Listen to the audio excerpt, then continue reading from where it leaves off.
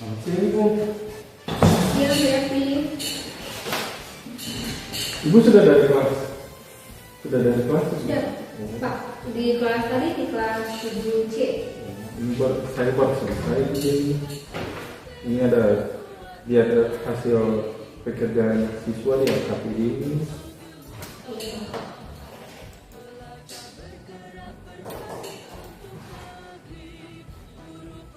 Loh, Ibu Iya, Pak. seperti sedang berduka. Ada apa? Iya, Pak. Ini bingung. Bingung sekali. Kenapa Bu? Pak, bisa minta waktunya sebentar? Boleh. Kebetulan di LKPD-nya saya akan memeriksa, tapi ya karena Ibu minta waktu ya boleh. Kenapa Ibu? Iya, Pak. Begini, Pak. Tadi kan mengajarnya kelas 7C. Iya. Berpikir bahwa tujuan pembelajaran untuk hari ini pasti selesai. Padahal tadi baru sampai di diskusi, waktunya selesai, Pak. Sudah waktu istirahat. Oh, iya ya Bu. Oke, Ibu. Kira-kira kalau Ibu minta waktu untuk saya berdiskusi seperti ini, harapan Ibu seperti apa? Harapannya, Pak, saya mendapatkan solusi terkait dengan pengaturan waktu di kelas, Pak, manajemen waktu. Oh, jadi Ibu masalahnya di manajemen waktu. Iya. Oh, iya Bu. Seperti semua orang juga sama Bu. Semua guru juga mungkin sama soal manajemen waktu di kelas. Kadang kalau misalnya mengajarnya cepat, berarti keluar kelasnya cepat sebelum bel istirahat. Tapi kalau mengajarnya terlambat atau mungkin di proses diskusinya terlambat, ya itu sudah terlambat. Ya saya juga pernah mengalaminya itu seperti itu. Jadi diskusi yang kita bangun ujungnya itu adalah mencari solusi untuk bagaimana Ibu memanajemen waktu di kelas ya Bu. Iya, Pak. Oke. Kira-kira menurut Ibu apa masalahnya Bu sampai Ibu tidak bisa memanajemen waktu di kelas dengan baik? Iya, rencana pembelajarannya sudah saya susun, Pak. Iya. Saya menggunakan model pembelajaran discovery learning. Iya. Alokasi waktunya sudah aman. Iya. Tapi itu, Pak, pas implementasinya ternyata waktu pembagian kelompok untuk pengumpulan data itu kedapatan sebenarnya ada siswa yang slow learner tapi tidak teridentifikasi sebelumnya oleh saya. Jadi itu sudah dalam proses perencanaan yang Ibu buat di dalam alokasi waktu, Ibu sudah buat ya alokasi waktu? Iya, Pak, sudah. Sudah diatur. Iya ya Bu. Jadi masalahnya itu ada di mana Bu? Masalahnya itu waktu lama diskusi, Pak. Kan saya sudah mengatur di rencana pembelajaran waktu diskusi untuk kelompoknya itu 20 menit, Pak. Saya juga sudah menggunakan waktu hitung mundur. Iya. Tapi tetap kecolongan, Pak. Waktu ingin melanjutkan ke presentasi kelompok berikutnya, ternyata waktunya selesai, Pak. Sudah waktu dan istirahat. Wah, berarti Ibu tereksekusi oleh waktu dong. Iya, Pak. Oke, ya Ibu. Jadi itu ya Bu ya, dalam proses diskusi ada siswa yang slow learner ya Bu. Iya, Pak. Oh, jadi kalau misalnya siswa yang slow learner seperti itu, kira-kira menurut Ibu apa yang akan dilakukan dengan mereka? Iya. Setelah refleksi tadi, Pak, Iya. saya berpikir kayaknya saya harus menggunakan pendekatan pembelajaran yang berbeda. Kalau tadinya saya untuk kelas 7 yang lain tuh bisa, Pak, dia berhasil, tapi untuk kelas 7C ini saya akan membuat pembelajaran yang berdiferensiasi, Pak, sehingga saya tetapkan dulu kebutuhan pembelajarannya peserta didik, kemudian saya akan membuat rencana pembelajaran dan menggunakan pembelajaran yang berdiferensiasi.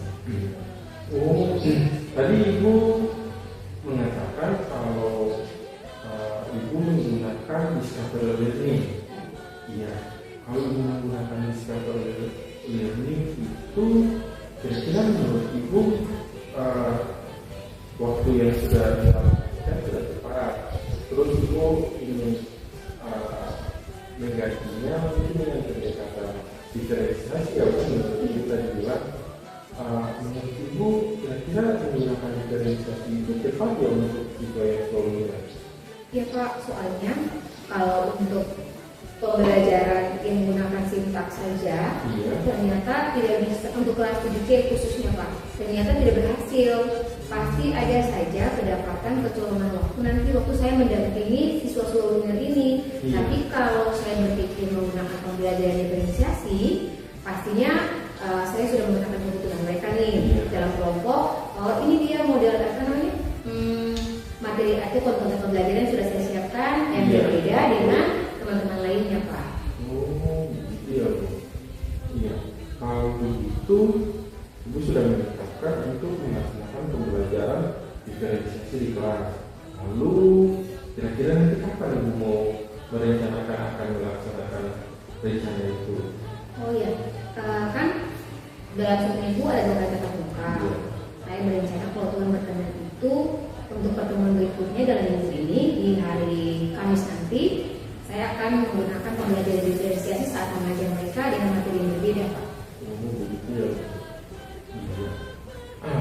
Kira-kira nanti Ibu melaksanakannya ada tidak yang akan membantu Ibu dalam proses diferensiasi? Itu Pak, bagaimana kalau saya minta bantuan Bapak untuk sama-sama dengan saya sebagai teman untuk supervisi rekan sejawat gitu ya Pak ya? Bisa? Boleh saja Ibu.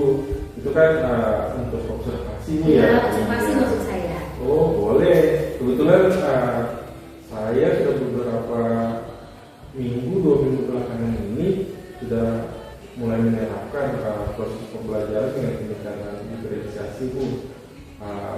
Mungkin kita bisa sambil lagi lewat observasi yang nanti saya lakukan kepada Ibu dan sama-sama saling berefleksi dan juga merencanakan tindakan ini ya Bu ya. Oke, baik Bu. Oke, saya tunggu rencananya minggu depan ya Bu ya. Ya Pak, terima kasih Pak Yaki ya sudah membantu saya menemukan solusi terkait dengan masalah yang saya hadapi. Kira-kira bisa tidak wajahnya jangan menduga terus? Sudah Pak, sudah mulai. Oke, mantap. Terima kasih Pak. Siap.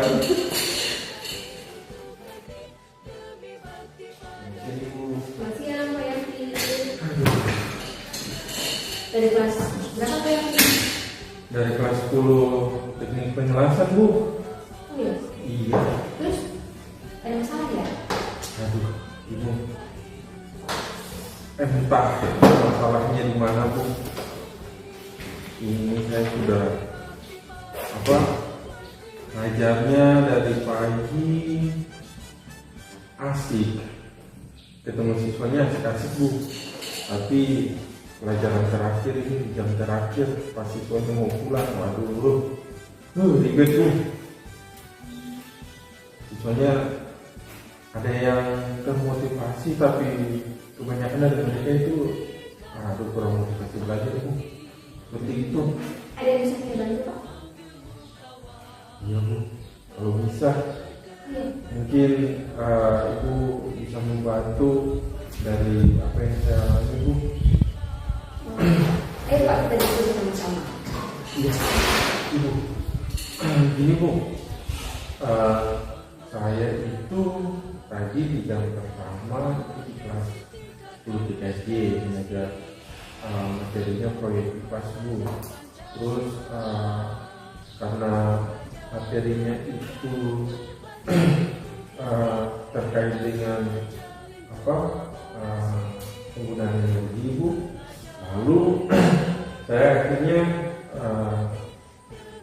menggunakan model pembelajaran PBL Bu. Terus pas saya masuk di jam terakhir di kelas 10 teknik penjelasan, wow, bahaya. Ternyata siswa-siswanya itu Bu banyak yang diam, tidak aktif Bu. Iya. Itu saya harapan Pak Yaki selama kegiatan diskusi kita ini. Ya, saya berharap sih setelah akhir dari kegiatan diskusi kita ini saya bisa temukan solusi Bu untuk saya ya mungkin saya lihat kurang termotivasi Bu dalam belajar. Jadi setelah kita berdiskusi nanti, Bapak Yafi bisa mendapatkan solusi terkait dengan masalah motivasi belajar di kelas teknik pengawasan dulu ya Pak Yafi ya. Oke, Pak Yafi, apa yang Pak Yafi rasa menjadi penyebab kurangnya motivasi belajar di kelas teknik pengawasan ini Pak? Iya Bu, saya itu pas masuk kelas Bu, aduh, kelasnya itu suasananya, kondisinya itu panas sekali, gerah juga, karena ruangannya banyak yang tertutup Bu. Mungkin juga saya belajarnya itu ya karena ruangan kelas yang sedang biasanya dipakai, ya akhirnya saya ke medical pengawasan Bu. Medical itu nilainya kurang, hanya terlalu di bagian atas, akhirnya merah panas Bu. Lalu juga ya saya lihat mungkin ada siswa atau kebanyakan siswa itu kan mereka sudah dari pagi Bu. Tadi saya lihat dari jam pertama hingga jam terakhir tadi itu kayaknya semua guru full time itu di kelas itu Bu. Jadi ya mungkin mereka juga sudah karena sudah siang, sudah lapar mungkin Bu, atau ya tambah dengan kondisinya yang gerah, ya itu mungkin Bu, untuk kondisi kesiapan belajar mereka ya terganggu juga Bu. Dan saya pun juga mungkin merasakan hal yang sama juga Bu seperti mereka. Iya, jadi Pak, penyebab utamanya dari bicara Pak Yafi tadi terkait dengan lingkungan belajarnya, kelas, dan juga mungkin siswa jadi malas karena dari pagi sudah mendapat pelajaran yang full time. Iya. Oke Pak, menurut Pak Yafi, apa saja kekuatan Pak Yafi yang Pak Yafi miliki untuk bisa membantu Pak Yafi untuk meningkatkan motivasi belajar di kelas TKJ? Iya Bu, jadi saya lihat Bu, kalau di kelas yang pengawasan ini Bu,